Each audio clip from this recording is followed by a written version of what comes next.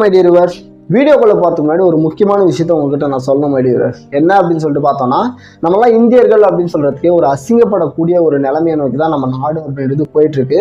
Because நம்ம நாட்டில் பெண்களுக்கான பாதுகாப்பு எங்கே இருக்கு அப்படின்றதே நமக்கு தெரியாத ஒரு நிலைமையை நோக்கி தான் போயிட்டு இருக்கோம்.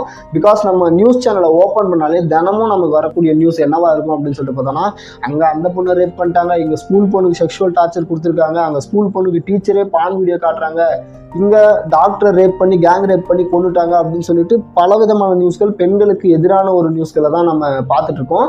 நம்ம நாட்டில் பெண்களுக்கான பாதுகாப்பு 0% இருக்கு அப்படின்றத தான் இந்த நியூஸ் எல்லாம் நமக்கு தெரியப்படுத்துது. அண்ட் இப்போ என்ன நடந்திருக்கு அப்படின்னு சொல்லிட்டு பார்த்தோம்னா, ஆந்திராவில் ஒரு பிரைவேட் இன்ஜினியரிங் காலேஜ் அப்படின்றது இருக்கு. அந்த காலேஜோட விமென்ஸ் ஹாஸ்டல்ல கேர்ள்ஸ் ஹாஸ்டலோட டாய்லெட்டில் யாரோ சீக்ரெட்டாக ஹிடன் கேமராவை வச்சு அவங்களோட அந்தரங்க வீடியோக்களை படம் முடிச்சு கிட்டத்தட்ட 300 பெண்களுக்கு மேற்பட்ட அந்தரங்க வீடியோக்களை காசுக்கு விற்று ஒரு கேவலமான ஒரு பொழப்பை பண்ணியிருக்காங்க அப்படின்னு சொல்லிட்டு 2 நாளாக அந்த விமன்ஸ் ஹாஸ்டலோட பொண்ணுங்க காலேஜ் முன்னாடி நின்று போராட்டம் பண்ணிட்டு இருக்காங்க. அண்ட் இந்த கேஸில் சம்மந்தப்பட்டதா 2 பேரை இப்போ போலீஸார் அரெஸ்ட் பண்ணியிருக்காங்க. அது யாராவது வெளியாளுங்க, இல்லை அந்த ஹாஸ்டல் வார்டனா, இல்லை அந்த காலேஜ் டீனா அப்படின்னு சொல்லிட்டு பார்த்தோம்னா அதெல்லாம் இல்லை மை டியர் வியூவர்ஸ். அந்த விமன்ஸ் ஹாஸ்டல்ல இருக்கக்கூடிய அதே காலேஜில் படிக்கக்கூடிய 4வது ஆண்டு படிக்கக்கூடிய ஒரு சீனியர் பொண்ணும், அதே காலேஜோட மென்ஸ் ஹாஸ்டல்ல 4th இயர் படிக்கக்கூடிய ஒரு சீனியர் பையனும் சேர்ந்து தான் இதை பண்ணியிருக்காங்க அப்படின்னு சொல்லிட்டு அவங்க மேல குற்றச்சாட்டு வச்சு அவங்கள அரெஸ்ட் பண்ணியிருக்காங்க. அண்ட் அந்த பையனோட லேப்டாப், ஃபோன் இதெல்லாமும் சீஸ் பண்ணியிருக்காங்க. ஸோ இந்த வீடியோவில் நம்ம என்ன பார்க்க போறோம்னா மை டியர் வியூவர்ஸ், ஆந்திராவில் அந்த இன்ஜினியரிங் காலேஜில் என்ன நடந்துச்சு அப்படின்றத ஃபுல் டீட்டெயிலாக பார்ப்போம். Let's get started.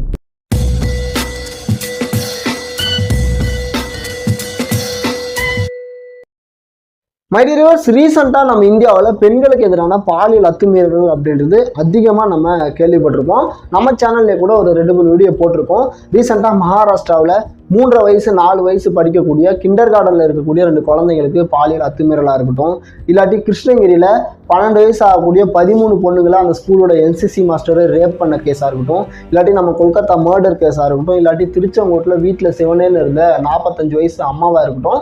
ஸோ இந்த மாதிரி பெண்களுக்கு எதிரான பாலியல் அத்துமீறல்கள் அப்படின்றத நம்ம நிறைய கேள்விப்பட்டிருக்கோம்.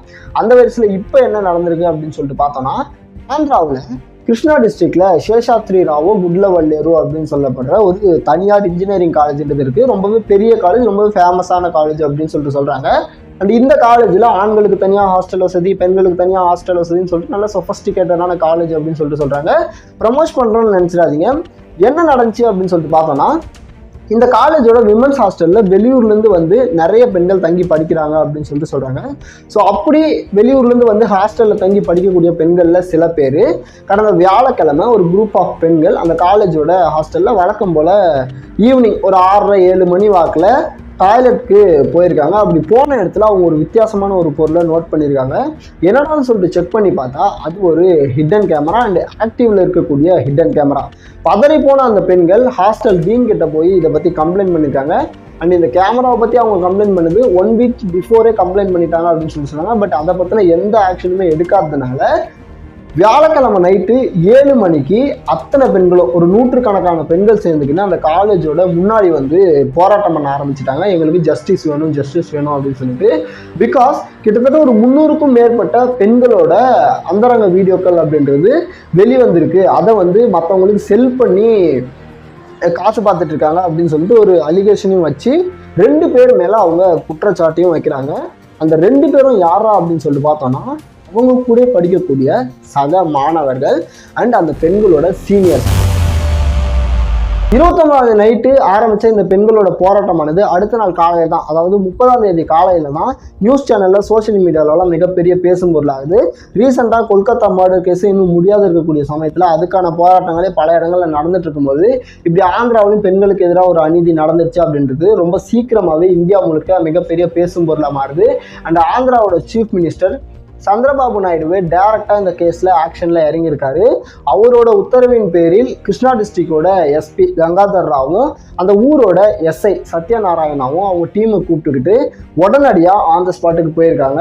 அவங்களோட முதல் கட்ட விசாரணையில் என்ன தெரிய வந்திருக்கு அப்படின்னு சொல்லிட்டு பார்த்தோம்னா, அங்கே போராட்டம் பண்ணியிருந்த பெண்கள் சொல்லக்கூடிய குற்றச்சாட்டின்படி 2 நபர்களை அவங்க ஆரம்ப கட்டமாக கைது பண்ணியிருக்காங்க. யாரா அவங்க அப்படின்னு சொல்லிட்டு பார்த்தோம்னா வெளியாளுங்களா அப்படின்னு சொல்லிட்டு பார்த்தோம்னா யாரும் கிடையாது மை டியர்ஸ். அந்த 2 பேருமே அந்த மாணவர்கள் கூடவே படிக்கக்கூடிய சக மாணவர்கள்ல ஒருத்தங்க தான். பெண்கள்ல இருந்து 4ஆம் ஆண்டு படிக்கக்கூடிய ஒரு மாணவியையும் ஆண்கள்ல இருந்து 4ஆம் ஆண்டு பிடெக் படிக்கக்கூடிய ஒரு மாணவனையும் கைது பண்ணியிருக்காங்க. அவங்களோட பேரை என்னால் இங்கே ரிவீல் பண்ண முடியாது, பிகாஸ் அவங்க 2 பேருமே சந்தேகத்தின் பேரில் தான் அரெஸ்ட் பண்ணியிருக்காங்க. அந்த பையனோட ஃபோனு லேப்டாப் இது 2த்தையும் சீஸ் பண்ணி அதை செக் பண்ணி பார்த்துருக்காங்க. அப்படி செக் பண்ணி பார்க்கும்போது அவங்களோட லேப்டாப்பில் 300க்கும் மேற்பட்ட பெண்களுடைய அந்தரங்கமான ஃபோட்டோஸ் அண்ட் அவங்க டாய்லெட்டில் இருந்த மாதிரியான வீடியோஸ் எல்லாம் ரெக்கவர் பண்ணியிருக்காங்க அப்படின்னு சொல்லிட்டு News18 வந்த ஒரு ஆர்டிக்கலில் மட்டும் நம்மளால் வாசிக்க முடிச்சு, மற்ற எந்த நியூஸ் சேனல்லையும் மற்ற எந்த நியூஸ் ஆர்டிகல்ஸ்லையும் நம்மளால் வாசிக்க முடியல. ஸோ இதில் எந்த அளவுக்கு உண்மை இருக்குன்றது நமக்கு தெரியல. ஸோ இந்த நியூஸ் உண்மையாக இருக்கும் பட்சத்தில் இந்த நியூஸ் கன்ஃபார்ம் ஆனால் எல்லா நியூஸ் சேனல்லையும் இதை போடுவாங்க. அதுக்கப்புறம் நான் உங்களுக்கு அப்டேட் பண்ணுறேன். அது வரைக்கும் இந்த மாணவர்களுடைய பேருன்றதை நம்மளால் ரிவீல் பண்ண முடியாது, பிகாஸ் அவங்களோட லைஃப்ன்றது முக்கியம். நாளைக்கு அவங்க குற்றவாளிகள் இல்லை அப்படின்னு சொல்லிட்டு தெரிஞ்சால் அவங்க தற்கொலை பண்ணிக்கிறதுக்கு கூட நிறைய சான்சஸ் இருக்கு இல்லையா. ஸோ அதனால இப்போதைக்கு என்னால் பேரை ரிவீல் பண்ண முடியாது. அந்த ஹாஸ்டலில் போராட்டம் பண்ணிட்டு இருக்கக்கூடிய பெண்கள் நாங்கள் ஒரு ஹிடன் கேமராவை கண்டுபிடிச்சிட்டோம், அதனால தான் நாங்கள் போராடிட்டு இருக்கோம் அப்படின்னு சொன்ன தகவலின் பேரில் இன்னும் ஏதாவது ஹிடன் கேமரா இருக்குமா அப்படின்னு சொல்லிட்டு போலீஸ் போய் செக் பண்ணி பார்த்தாங்க. பட் அப்படி செக் பண்ணி பார்க்கும்போது அவங்களால ஒரு ஹிடன் கேமராவை கூட கண்டுபிடிக்க முடியல. அதனால எஸ்ஐ சத்யநாராயணா நீங்கள் எதுவும் பயப்பட தேவையில்லை, ஏன்னா அங்கே வேற எந்த விதமான ஹிடன் கேமராவும் இல்லை. அப்படி நீங்கள் எதையாவது பார்த்தீங்கன்னா உடனடியாக போலீஸ்க்கு தகவல் கொடுங்க, கண்டிப்பாக நாங்கள் இதில் ஆக்ஷன் எடுப்போம் அப்படின்னு சொல்லியிருக்காங்க. ஸோ இந்த கேஸ் இப்படி போயிட்டு இருக்கிறதுனால உண்மையாலுமே அந்த 2 மாணவர்கள் தான் குற்றவாளிகளா அப்படின்னு சொல்லிட்டு கன்ஃபார்மா நமக்கு தெரியல. இல்லை அவங்க 2 பேரையும் பின்னாடி இருந்து யாராவது இயக்கிட்டு இருக்காங்களா அப்படின்றது நமக்கு தெரியல. இது எல்லாமே ஃபர்தரான இன்வெஸ்டிகேஷன்ல தெரிய வரும். தெரிய வந்தால் அதை நம்ம இன்ஸ்டாகிராம் பேஜிலோ இல்லை ட்விட்டர் பேஜிலோ கன்ஃபார்மாக அப்லோட் பண்ணுவோம். ஸோ அங்கே நீங்கள் பார்த்து தெரிஞ்சுக்கோங்க. மை டியர் ஃப்ரெண்ட்ஸ், இந்த மாதிரி நியூஸ் எல்லாம் பார்க்கும்போது மனசெல்லாம் பதறுது. பெண் குழந்தைங்களுக்கு இருக்கக்கூடிய வீட்டில் எப்படி அவங்கள வளர்க்குறதுன்னு சொல்லிட்டு அந்த பேரண்ட்ஸ் எவ்வளோ பதறுவாங்க அப்படின்னு சொல்லி நினச்சி பாருங்க. பிகாஸ் ரீசெண்டாக தான் கர்நாடகாவில் ஒரு ஃபேமஸான காஃபி ஷாப்பில் டாய்லெட்டில் டஸ்ட்பினில் ஃபோனில் கேமரா வச்சு அதன் மூலிமா பெண்களை படம் எடுத்துருக்காங்க அப்படின்ற நியூஸ் எல்லாம் வந்திருக்கு. ஸோ இந்த மாதிரி இருக்கும்போது பெண்கள் ஸ்கூலில், காலேஜில், ஒர்க் பண்ணுற இடத்துல, வீட்டில், ரோட்டில், இப்படி எங்கே போனாலுமே பெண்களுக்கு பாதுகாப்பு இல்லை அப்படின்ற ஒரு நிலைமையை நோக்கி தான் இந்தியான்றது ஓடிட்டுருக்குன்றத விட வந்து சேர்ந்துருச்சு அப்படின்னு சொல்லிட்டு சொல்லலாம்.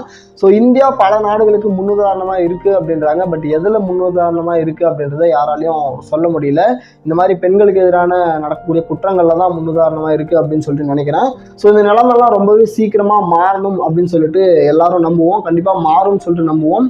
பிகாஸ் பெண் குழந்தைகளை இப்படியே வெளியவே விட முடியாத நிலைமை மாறுச்சுன்னா நாளைக்கு இந்தியாவும் ஒரு ஆப்கானிஸ்தானாக மாறிடும் அப்படின்றதுல எந்த விதமான சந்தேகமும் இல்லை. அண்ட் ஆப்கானிஸ்தானில் பெண்களுக்கு எதிரான நிறைய புது சட்டங்களை ஏற்றியிருக்காங்க. அது என்ன அப்படின்றத நாளைக்கு வீடியோவில் பார்ப்போம். அதெல்லாம் இந்தியாவில் இருந்துச்சு அப்படின்னா நம்மளாம் இந்தியாவில் ஒரு நாள் கூட இருக்க மாட்டோம். அந்த அளவுக்கு கொடூரமான சட்டங்களை பெண்களுக்கு எதிராக புதுசாக தாலிபன்கள் ஏற்றியிருக்காங்க. ஸோ அதெல்லாம் என்ன அப்படின்றத நாளைக்கு வீடியோவில் பார்ப்போம். ஸோ மை டியர்ஸ், அவ்வளோதான் இந்த வீடியோவில். இதுதான் ஆந்திராவில் கல்லூரி பெண்கள் போராட்டம் நடத்துறதுக்கான காரணம் முழுசாக உங்ககிட்ட சொல்லியிருக்கேன்.